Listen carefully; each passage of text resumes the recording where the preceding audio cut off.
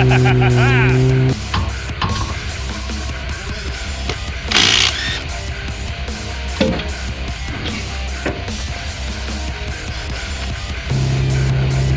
blackout.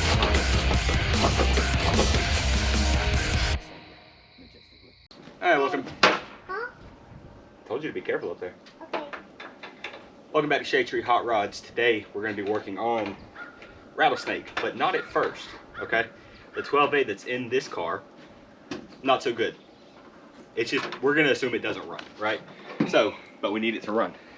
What we're going to do is I got my master mechanic here. He's going to help me pull the engine and trans out of this one because should be the same thing. This one doesn't move, so we're just going to jack the front end up. I'm going to get down, take all the stuff loose I need to get the trans out from the underside.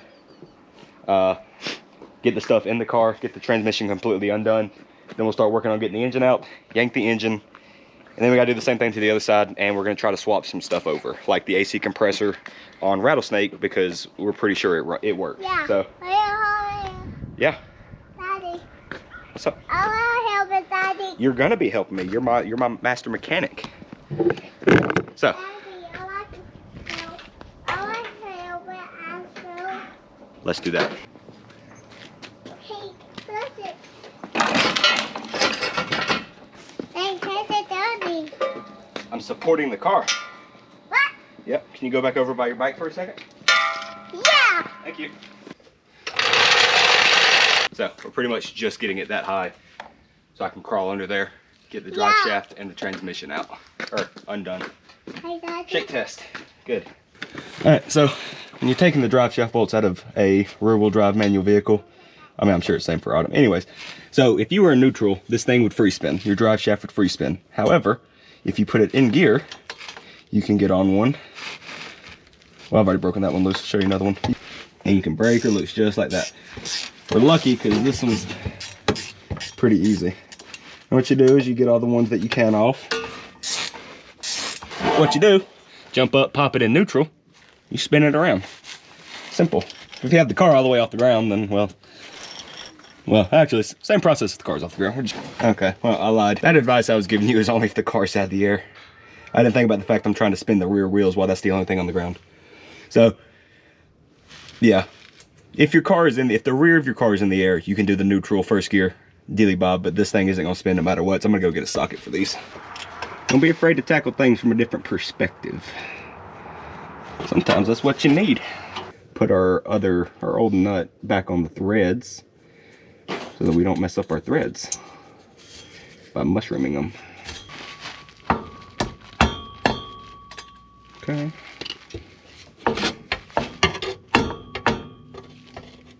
There we go. All right, so we got the screws out and the bolts out the back. Should be able to. So it needs to. So the input shaft is in the rear of the transmission. So like, well, let me rephrase. Maybe I'm not wrong. There's a spline bit that goes into the back of the transmission. This is a flange on a flange. All right, so different than how we have Duke set up right now.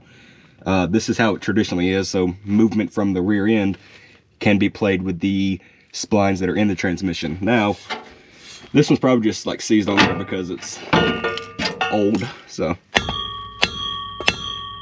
get a pry bar in there and just kind of work it. Let's try that out.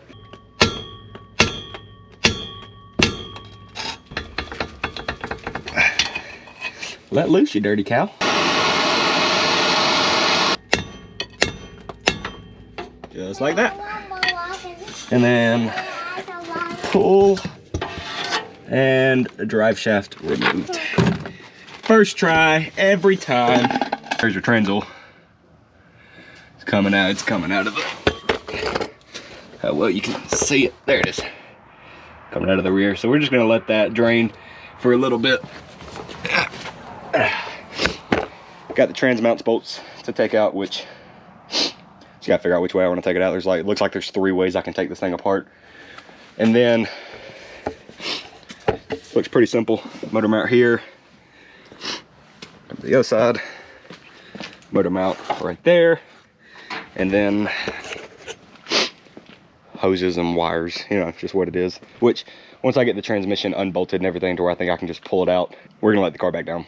That's just purely so I can get under there, which we gotta take the that off, and probably the shifter off of it as well. Take the shift knob and probably the actual shifter out, just to give us as much clearance through the shift tunnel as we can. But we'll let that drain, which we need to change the oil in the transmission anyways, and I'll see you in a little bit. All right, so we got a couple things we gotta take care of under here before we can move on. So, gotta disconnect the wires to our starter right here. We gotta take our exhaust off of our manifold right here, which that is a big boy. It's got a big old shield on it. Look for any kind of wires that are connected to the block that you can see from the underside. And then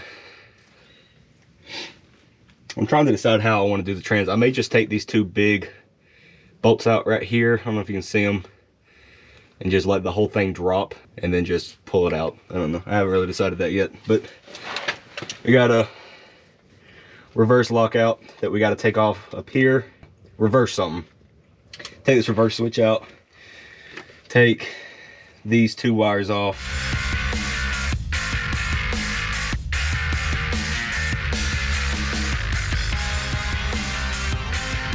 This is your reverse. Oh.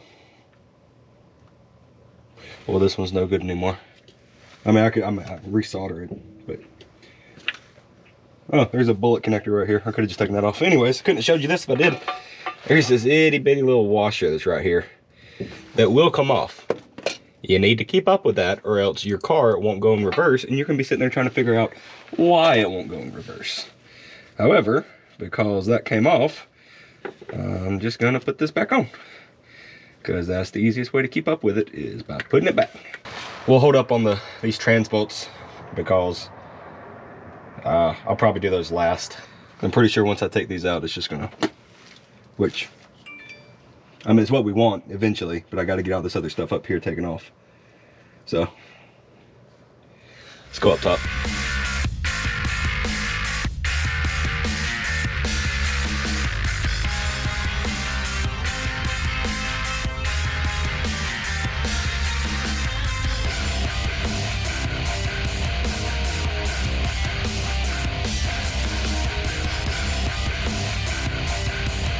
Right, I got a 50-50 shot. This goes well, or this goes very... it has a chance to go very, very bad.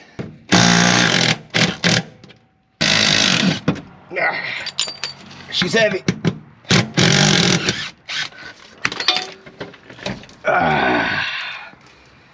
Woo. Alright, well, went better than expected, I'll say that much. We're gonna get the jack back in here, pick this back up, and take the shifter off from the inside. Oopsie. Getting the shifter off is a simple task, all things considered. Start with taking this knob off. Think about your life while you deal with all of these threads. There it goes. Pull that off.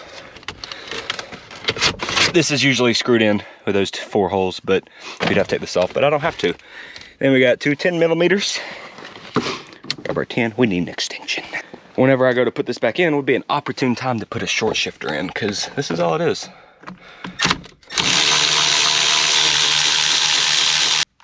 And then little wiggle pull, boom, shifter's out. It's that simple, don't be scared of it, guys. It's cake. And then obviously when you put a short shifter, we'll cover that when we get there, okay? We'll do a short shifter, don't even worry about it.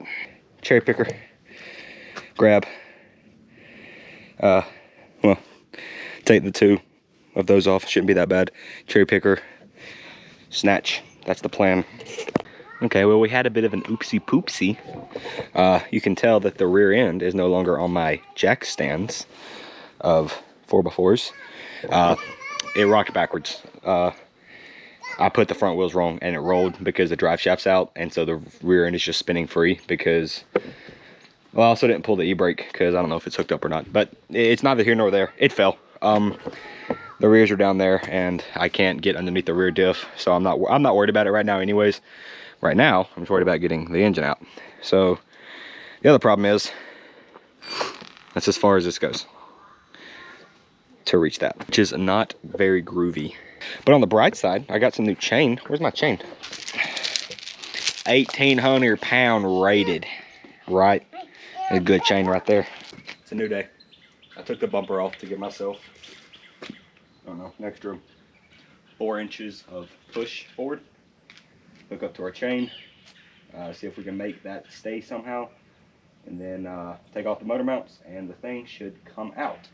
And it's at that point we'll find if there's anything else that I didn't unhook. So.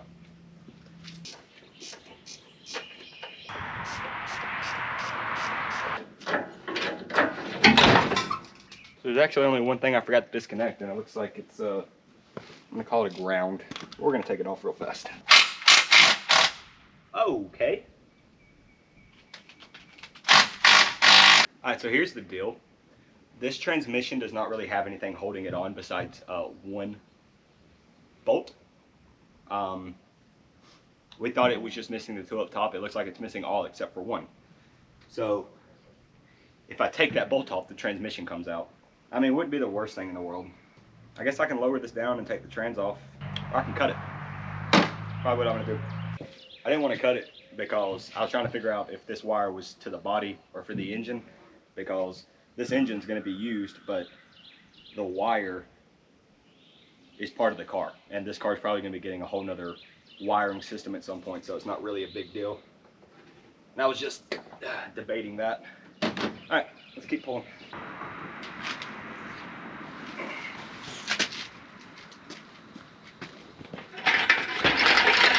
We're draining out right there out of the tail shaft. You can also do it the proper way. There's a plug right on the bottom here, and then here's your fill port, which you want to make sure this comes off before you take your drain plug out. Or if you're going to tip it up anyways with the drive shaft out, it'll pour out. So we're going to let that sit for a little bit and drain. We got one car taken care of. B12A is out, and now it's time to take out the surely busted one. Epic time lapse commence.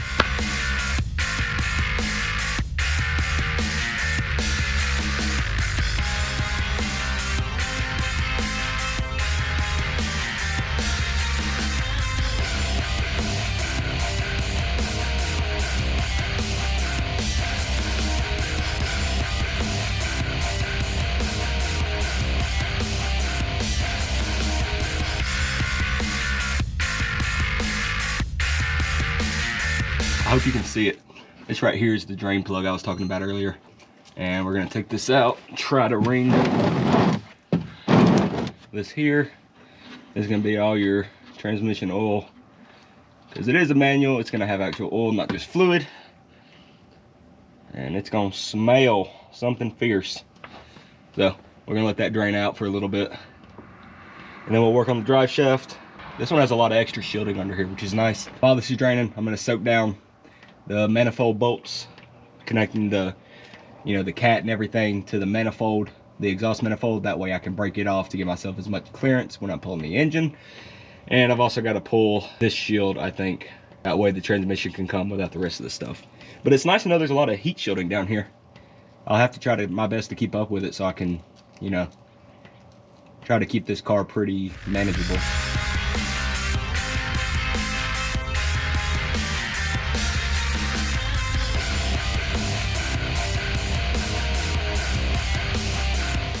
We have help. Yeah. And help part 2. Hey. Alright, it's nighttime. Rusted out RX-7, Tech 42. Yep. Let's yank this engine. 6 years, 8 months later.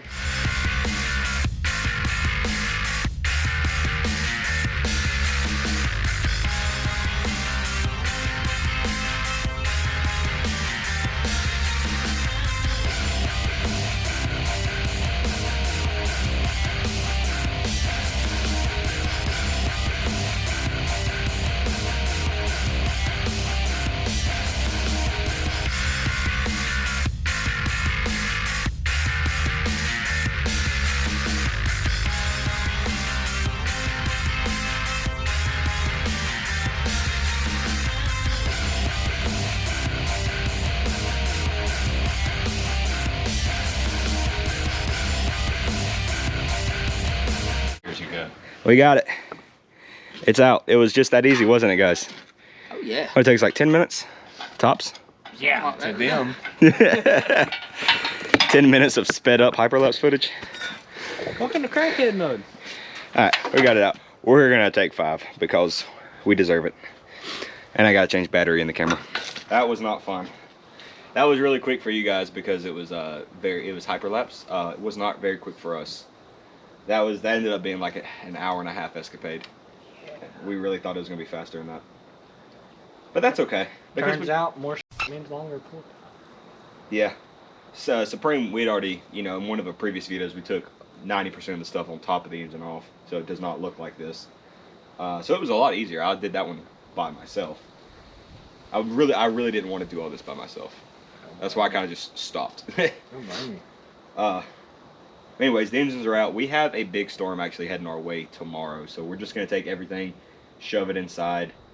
We were looking at damages, all this rust damage that we'd been talking about. It's pretty extensive. So we wanted to keep this car as original as possible for as long as possible. However, that's just not going to be possible. I don't know how many times I can say possible, but all this is pretty gnarly. I mean, this is... Oh, part fell off. It's pretty gnar. The Bluetooth headlight. But yeah, the arm down here. Oh God. It's not good. It's not good. Oh, what did you show him this? The whole bush. No, we saw it when this fell. It swang. It did its thing. That one's got half of a bushing left on it. Yeah, so we were thinking about cutting it like here and here, taking this front clip off. I say front clip off, and then doing the same thing for Supreme here, taking that and sticking it over here, because Supreme's is actually kind of not horrible. However, E pointed out that the passenger side actually isn't bad at all. It's really just the driver's side and the front part. So we may just save ourselves some time and give us a bigger leg as far as like straightening it out and stability goes, just cutting off what we have to, about 2/3 of the front clip instead of 3/3 of the front clip. Yep.